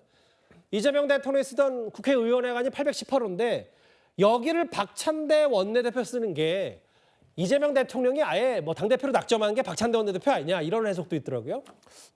818호를 썼던 사람이 그 다음에 쓸 사람을 지명하는 건 아니거든요. 그렇기 예. 때문에 이재명 대통령이 818호를 물려줬다고 보기는 어렵고요. 일단 현직 의원인 상황에서 대통령 선거에 출마해서 당선된 사례가 그렇게 많지 않기 때문에 예. 어떻게 보면 또 전 정권에서 무속 얘기가 너무 많았기 때문에 무속 얘기하는 게 좀 그렇습니다만 무속이라기보다는 이 풍수지리 얘기하는 게 그렇습니다만 국회에서는 이제 818호는 명당이 된 겁니다. 그렇기 때문에 이재명 의원이 이제 나가게 대통령을 배출한 의원회관 800호. 그렇게 된 거죠. 예. 그렇기 때문에 그렇게 그냥 역사적인 공간으로 또 계속 오르락 내리락 하는 공간이 된 거기 때문에 예. 이재명 의원실이 이제 나가게 된 다음에 거기에 그럼 누가 들어가지라는 얘기가 회관에서도 참 많이 회자가 됐었거든요. 근데 이제 박찬대 의원이 좀 재빠르게 아마 잠시만요. 말씀 끊어 진짜 죄송한데 성친부장이 알아보셨을 때 박찬대 원내대표 말고 다른 경쟁자가 또 누구 있었어요? 아니요. 누가 들어갈 것인가를 예측했지 서로 들어가려고 한다는 얘기는 들은 적이 없습니다. 예. 아마도 저 빈자리 저 명당이라서 서로 들어가려고 할 텐데 예. 누가 들어갈까라는 얘기가 있었는데 저도 박찬대 원내대표가 재빠르게 이거를 또 들어갈 그 상황을 만들었구나라는 얘기가 생각이 들었고 예. 그렇기 때문에 저 818호를 쓰게 됐기 때문에 사실상 점 찍은 거다 이렇게 하는 건 너무 과도한 해석인 것 같고요. 예. 박찬대 원내대표가 원내대표로서 이재명 대통령과 당대표 시절에 잘 호흡을 맞춰왔기 때문에 그런 부분에서 강점이 있는 거고 정청래 의원 같은 경우는 법사위원장으로서 또 호흡을 맞췄기 때문에 그런 부분에 장점이 있는 거고 서로가 가진 장점을 어필하면서 지금 두 분 중에 친명 아닌 사람은 없잖아요. 그러니까 친명 대결을 하게 될 것인데 누가 더 지지층에게 좀 더 이재명 대통령 초기 당대표로서 호흡을 잘 맞출 수 있는 사람인지 어필하는 게 중요하지 818호를 누가 차지했냐 이거는 중요한 것 같지는 않습니다. 근데 이제 계속 말꼬리 잡아서 죄송한데 경쟁자가 없으면 원래 집주인이 좀 허락을 해야 들어오는 거잖아요. 통상적으로는. 아니죠. 이재명 대통령이 됐기 때문에 이제 거기를 사실상 이제 놔두게 된 겁니다. 예. 그렇기 때문에 사실 이 회관 내 구조 예. 방을 차지하는 것은 예. 사실 원내 사령탑들이 서로 배치를 하는 것도 있거든요. 예. 그렇기 때문에 박찬대 원내대표가 물러나기 전에 본인이 좀 유리한 위치에 있긴 했을 겁니다. 네. 알겠습니다. 아니 정청래 의원이 출마 선언을 하자마자 뭔가 박찬대 당대표 연판장도 돌리고요. 전당대를 앞둔 민주당도 뭔가 분위기가 심상치는 않은 것 같다는 얘기 분위기를 민주당 분들에게 주로 한번 질문을 드려봤어요. 자, 그러면 몇 위까지 만나봤나요, 저희가? 보신 그대로 5위까지였습니다. 7위, 6위, 5위는 또 공교롭게도 여당 사람들의 목소리를 주로 반영했다면요. 이제 오늘 야당도 이제 야당이 됐잖아요. 대선에 진 이후에. 국민의힘이 새 원내 사령탑을 뽑았습니다. 바로 이 사람입니다.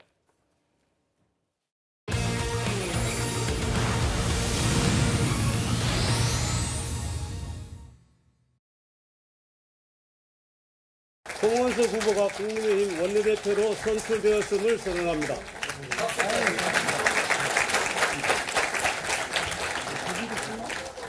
모두 인사! 이미 우리는 정권을 잃은 야당이고 또 국회에서 절대 열세인 소수당입니다. 우리는 변화와 쇄신이 필요하고 더군다나 과거로 퇴행적인 그런 행위를 하는 것은 대단히 잘못된 생각이고 오늘 원내대표로 뽑아주셔서 우리 의원님 여러분들께 정말 고맙다는 말씀을 드리면서 한순간도 웃을 수가 없네요. 제가 어깨가 너무 무겁고 제 모든 것을 바쳐서 열심히 하도록 하겠습니다. 국민의힘이 새 원내대표로 송원석 의원 범친윤으로 꼽히죠. 3선에 대구 경북이 지역구인 송원석 의원을 선택했습니다. 표 계산부터 먼저 해봐야 될 것 같아요. 1차 투표에서 과반 이상을 얻었습니다. 106명 가운데 60표, 새 원내대표입니다. 이현정 의원님. 네. 국민의힘은 변화와 혁신을 택한 겁니까? 아니면 안정을 택한 겁니까? 뭐 안정이라고 할 수 있을까 모르겠습니다만은 지금 상황이 과연 안정되어 있는 것 같지도 않는데 결국 기득권 수호를 지킨 거죠. 저는 그렇게 봅니다. 결국 지금 60명의 어떤 이 표가 있었던 것은 기존의 어떤 친윤계, 범친윤 합해서 그 표가 나온 것 같습니다. 고스란히 사실은 TK 중심으로 한 친윤들이 결국 자신들의 기득권을 계속 지켜나가겠다라는 것들을 오늘 아마 득표로서 표현해 준 것이 아닌가 그런 생각이 듭니다. 표도 보면 대충 그렇게 나왔습니다. 이현승 의원 같은 경우는 이제 부산이 지역구인데요. 부산 같은 경우는 이제 거기 국회의원이 17명이 있죠. 근데 16표를 얻었습니다. 지금 일단 김성원 의원 같은 경우는 30표를 얻었는데 대충 친한계, 즉 친한동훈계 의원들의 숫자와 뭐 비슷한 측면들이 있습니다. 자, 그런 걸 보면 여전히 당의 주도권은 기득권은 역시 친윤에게 있다는 걸 이번 선거를 통해 다시 한번 확인을 해줬는데 사실 지금 보시면 바깥에, 즉 국민의힘 바깥에서는 국민의힘이 정말 죽기를 각오하고 변하지 않으면 더 이상 하기 어렵다. 더군다나 좀 지지율 폭락 뭐 이런 사태가 겪고 있고 정말 윤석열 대통령과 확실한 선을 그어야 된다. 많은 개혁과 혁신에 대한 요구가 있음에도 불구하고 결국은 친윤계들은 자기 중심의 어떤 당을 지켜나가겠다라는 선언을 한 것이나 저는 다름없다라는 생각이 듭니다. 과연 이 속에서 어떤 변화가 있을지 제가 볼 때는 상당히 부정적입니다. 그 60대 16표 그리고 30표, 30표. 윤기찬 부위원장님 전체 106표 중에. 근데 이제 이렇게 되니까 뭐 표 분석을 할 때 단순 비교하면 작년 말에 있었던 권성동 원내대표가 70여 표를 얻었는데 그러면 김성원 의원 빼면은 당시 이 둘이 합쳐서 권성동 대 김태호 표와 비슷하다면 국민의힘의 어쩐 이제 원내대표 선택의 표심은 크게 반년 전이나 바뀌지 않았다. 뭐 이런 해석도 가능한 겁니까? 그 당시에 이제 김태호 후보가 34표 얻었고 그렇죠. 권성동 후보가 72표 얻었잖아요. 근데 이게 만약에 이제 저희가 결선 투표 제도가 있기 때문에 만약에 1차 투표에서 송원석 후보 등 누가 과반이 안 나왔으면 결선 투표로 간다. 뭐 그런 제도를 감안한다면 거의 같은 거죠. 저는 개인적으로 분명한 개판이 있는 것 같아요. 이게 친윤 개판인지 아니면 비한 개판인지는 모르겠어요. 분명한 거는 친한 개판이 있는 것 같다라는 생각이 들고 또 하나는 이제 이게 친윤이냐 비윤이냐 친한이냐 이것이 중요한 것이 아니고 이게 이제 이현종 의원님께서는 기득권 말씀 주셨는데 사실은 지금은 이제 선거 시즌이 아니기 때문에 공천 관련해서 뭔가 직전에 치러진 선거다 그러면 의원들이 이제 본인들 공천 관련해서 좀 유리한 본인한테 공천을 줄 만한 사람 이런 사람들을 개파 논쟁을 의식해서 찍었겠죠. 그런데 저는 개인적으로 이것은 당이 갈 방향에 대한 각자가 내건 출마의 변에 따라서 찍었다라는 생각을 해요. 그리고 내부적으로 여러 가지 뭐 의견들이 왔다 갔다 합니다. 이 원내대표 선거는 아시다시피 한 서너 번도 보고 뭐 몇십 번도 보고 하기 때문에 그렇다면 각자가 어떤 생각을 갖고 있는지에 대해서 의원 표를 찍을 때 의원들 다 알고 찍어요. 근데 지금 보면 송원석 의원의 경우에는 뭐 여러 가지 무리도 있었지만 어쨌든 지금 선명한 대야 투쟁을 하겠다는 거거든요. 뭐 통합, 개혁 이거 다 얘기하는 겁니다. 알겠습니다. 근데 통합 개혁이라는 것은 지금 야당으로서의 첫발 디디는 데 있어서 정책적 선명한 투쟁을 하겠다 또는 여당의 독주를 막겠다 이렇게 얘기하는 분들하고 그다음에 당의 개혁을 추진하겠다. 글쎄요 이게 TPO에 맞는 말인지 모르겠는데 어쨌든 그런 각 출마자들의 출마의 변에 따른 표심의 이동 내지 표심의 집결이 아니었나 개인적으로 그렇게 생각합니다. 그러니까 이제 권성동 대표가 지난 원내대표 때 70표 이상을 얻었다면 이번에도 7대3 뭐 주류와 비주류의 구도가 이 정도 되면 국민의힘의 표심은 그 6개월 전과 크게 달라지지 않았다. 그게 옳든 그르든 간에 그건 뭐 선택의 문제니까요. 김용태 비대위원장이 오늘 원내대표 선출을 앞두고 이렇게 기자들 앞에서 얘기를 했습니다. 저는 새로운 원내대표께서 비대 의결을 통해서 이 5대 개혁안에 대한 당원 여론조사를 실시해 주신다면 결과와 상관없이 사퇴하겠다라는 말씀을 드리겠습니다. 새로운 원내지도부께서 이 5대 개혁안에 대한 당원 여론조사를 실시해 주신다면, 그리고 개혁을 중단 없이 이어갈 의지를 보여주신다면 결과 관계없이 사퇴하겠다라는 말씀을 드리겠습니다. 누가 원내대표가 되시든 개혁이라는 것이 중단 없이 이어나가는 것이 굉장히 중요하다라고 생각이 듭니다. 제가 임기연장을 말씀드린 적이 없었던 걸로 기억하고요. 다만 저는 거듭 말씀드리지만 임기 동안의 개혁을 이어나가는 것, 그리고 의지를 보여드리는 것이 많은 국민과 당원분들께 중요하다라고 생각이 들고요. 여기에 새 원내대표가 본인이 얘기했던 5대 개혁안을 당원조사 실시하면 본인은 비대위원장직에서 물러나겠다.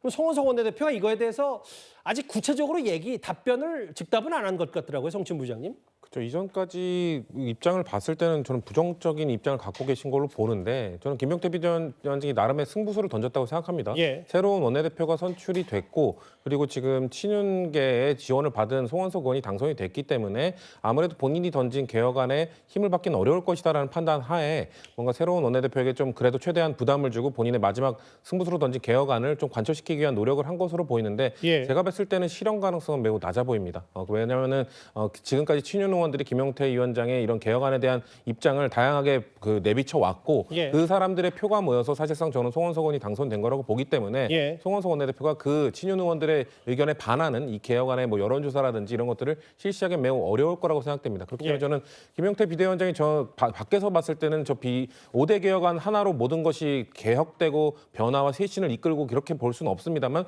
저는 최소 조건이라고 봤거든요. 그래도 김용태 비대위원장이 내세웠던 그 조건 정도가 갖춰져야 국민의힘이 과거와 절연하고 앞으로 나갈 수 있지 않겠느냐는 생각을 하고 있었는데, 예. 그 절차조차 밟지 않고 아마도 그냥 선명한 대여투쟁, 우리가 소수 야당이지만 계속 민주당과 여당과 싸우겠다 이런 메시지로 과연 국민의힘을 이끌 수 있을까? 저는 김용태 비대위원장이 승부수를 던졌지만 잘 안 될 것이다, 이렇게 말씀드립니다. 오늘 여당엔 김병기, 야당에는 송원석, 각 당 모두, 거대 정당 모두 새로운 원내 사령탑을 뽑았습니다. 저희가 준비한 4위고요. 이제 진짜 상위권 주제만 남았죠. 3위, 2위, 1위가 남았습니다.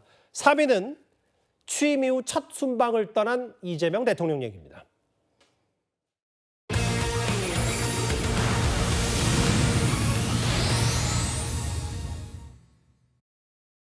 이재명 대통령이 오늘 주요 7개국 정상회의 참석을 위해 캐나다로 출국합니다.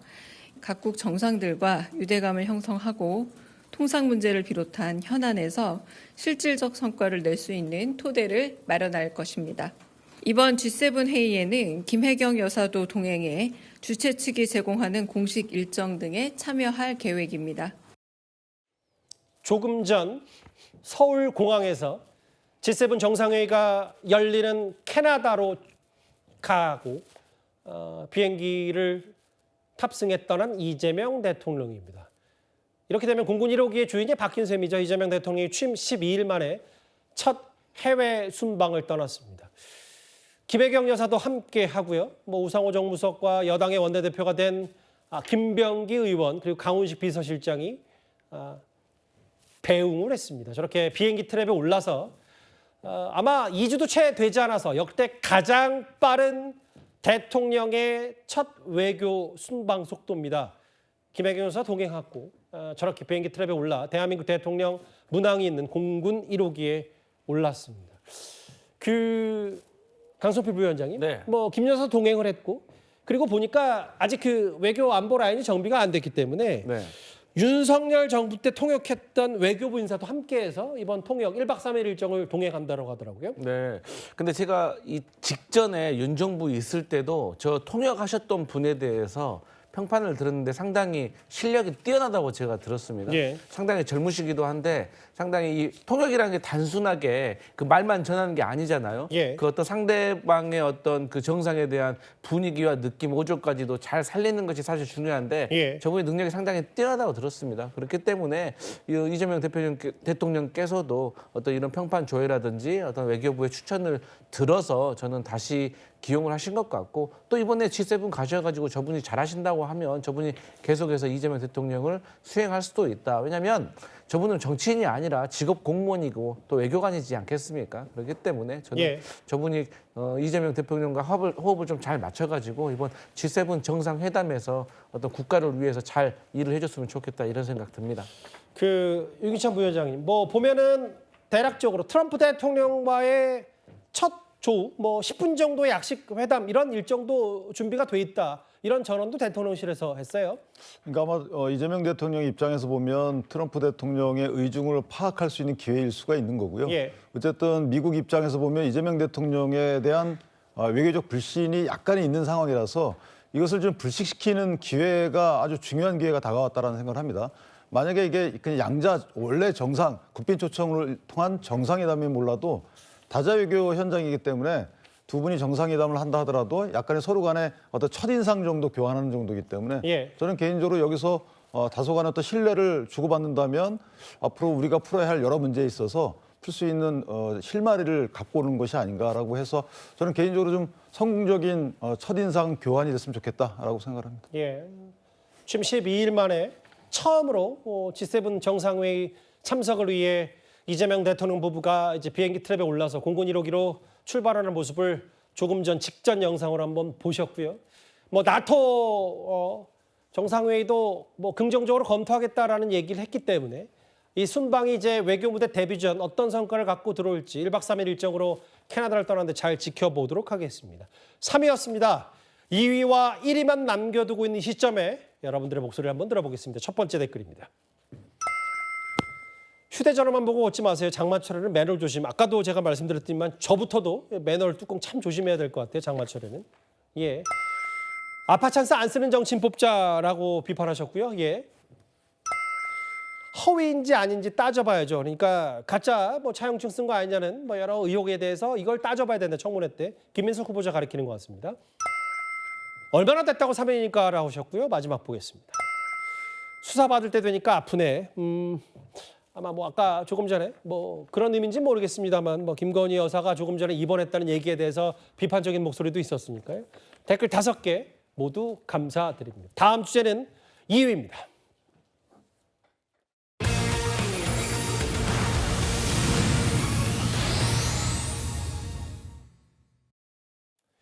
이재명 대통령이 순방을 떠나기 전에 강조했던 게 있습니다.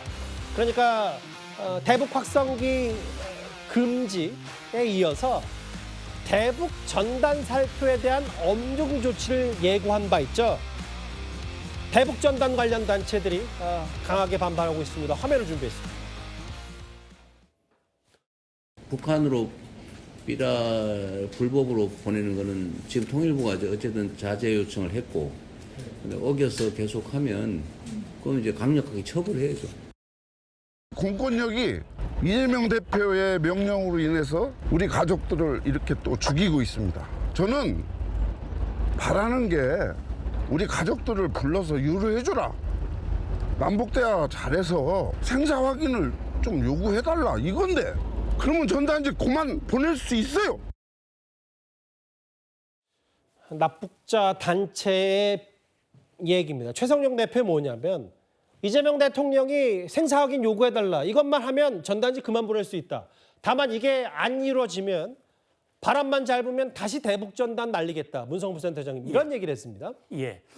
그러니까 이제 대북 전단이 접경 지역 주민들의 안전을 위협하고 군사적 긴장을 고조시키는 그런 원인이 됐다라는 판단으로 이제 대통령과 정부가 이것에 대한 조치를 취하고 있는 것인데 사실 납북자들은 북한에 의해서 강제 납치된 그런 가족의 모임입니다. 그렇기 때문에 이분들의 요구는 어쨌든 납북자 가족의 슬픔을 이해하고 또 이분들을 되돌려 오기는 어렵지만 적어도 이분들의 생사 확인만이라도 할 수 있는 그런 정부의 노력을 좀 해달라. 이걸 지금 요구를 하고 있는 거거든요. 그것이 이루어진다면 전단 안 보낼 수 있다. 그러나 그게 안 된다면 이건 뭐 강제를 하지 말라고 그래서 안 되는 일이 아니다. 안 할 수 있는 일이 아니다라는 입장을 좀 표명하고 있습니다. 그 성춘 부장 이런 것 같아요. 그러니까 각기 다른 생각은 있고 대북 전단에 대해서 접경 주민들도 제발 북으로 보내지 말아달라.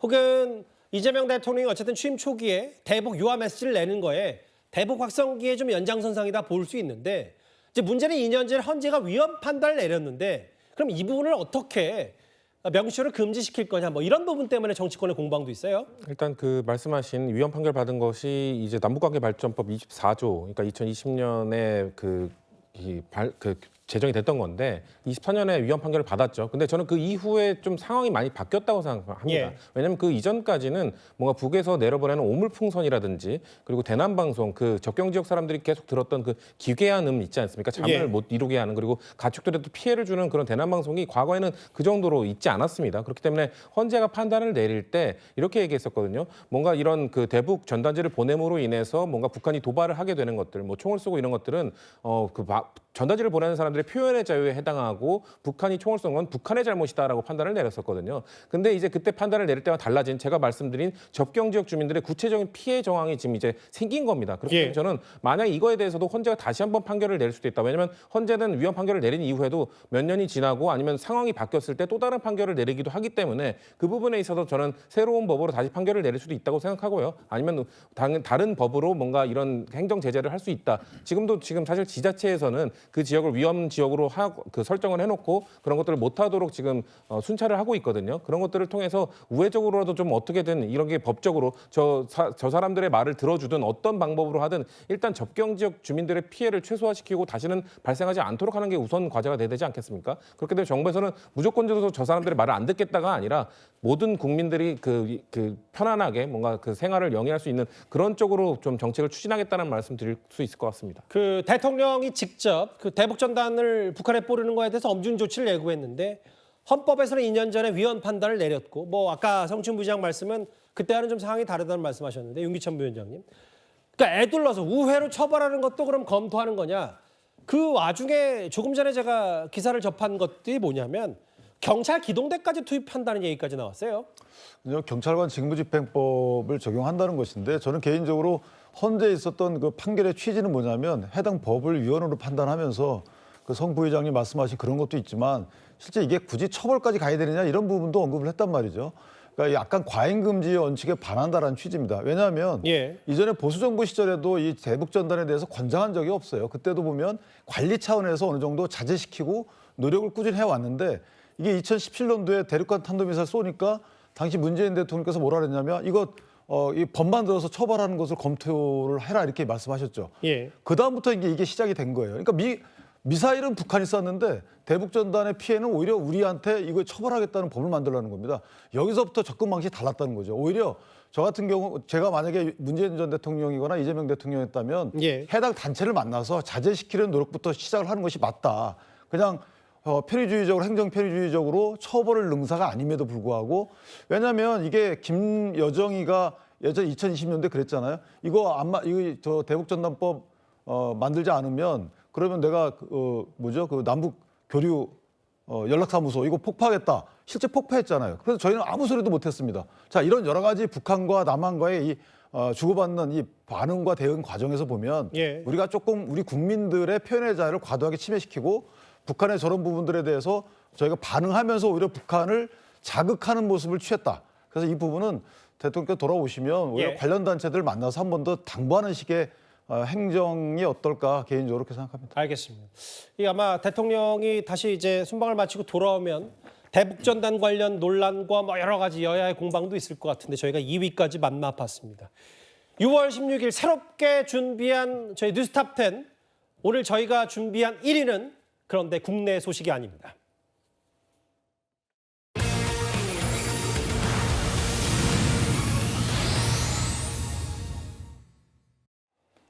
전면전에 대한 위기까지 감지되는 저 중동 여러 SNS를 통해서 지금 포격 장면과 실제로 이스라엘의 정보당국 모사드의 핀셋 공격도 이어지고 있는데 그 문성부 센터장님 보니까 이제 대낮에도 이런 폭격과 공격이 이어지고 있습니다. 예, 그렇습니다. 13일 날부터 13일 이스라엘이 기습 이 공격으로 시작이 되는데 사실은 말씀하신 대로 모사드를 통해서 이미 수개월 전부터 준비를 해왔다고 생각이 돼요. 그래서 이번에 희생된 이란의 주요 고위 군 장성들 그리고 핵 과학자들 이들의 동선과 이들의 거주지를 일일이 다 파악을 해서 사실 공습이 있었던 그날 그 인원들을 제거했고 또 소위 말하는 참수작전을 한 것이죠. 그리고 그 미리 숨겨둔 드론을 이용을 해가지고 결국 방공망을 무력함으로써 이 기습 공격이 다시 말하면 이 항공기에 전투기의 공격이 가능하도록 그렇게 만들었거든요.